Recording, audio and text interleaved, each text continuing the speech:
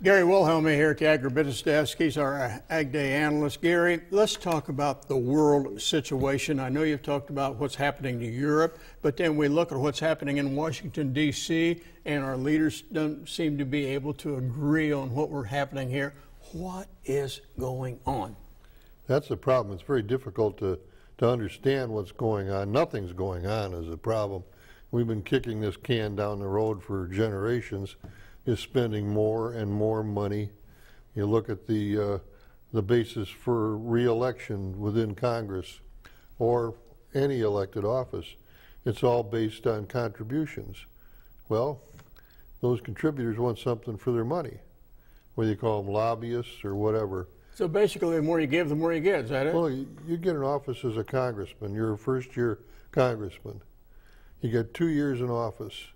You're going to spend over 50% of your time raising money to get reelected.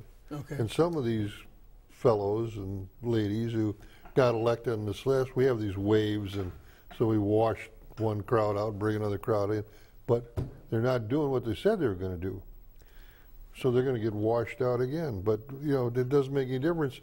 You get into office, the first call you get is going to be from a lobbyist, and that is what calls the tune. Okay, now that's kind of what causes nothing to happen, but when nothing happens, you talk to me off camera about the fact our interest rates could go up, and I paid 21% a year to borrow money just to stay in farming. That's not fun. You just can't do it.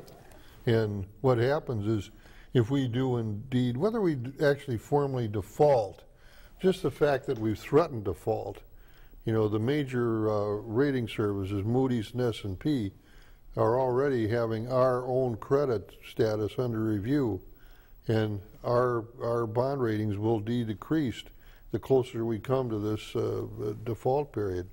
And then interest rates are going to go up because there's greater risk in putting money into our instruments. So it's not just the businessman or the guy on the street, it's also going to affect the farmer. That's what I'm trying to find out. You know, who's more credit involved than the farmer, and find good advice. That's tough, though.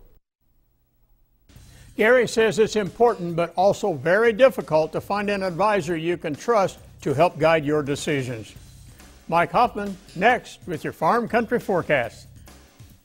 Half price, a one-year subscription via email to the Wilhelmi Weekly Analysis and Commentary for only $19.95. Send to Gary Wilhelmi, 709 Lytle Street, Valparaiso, Indiana, 46383.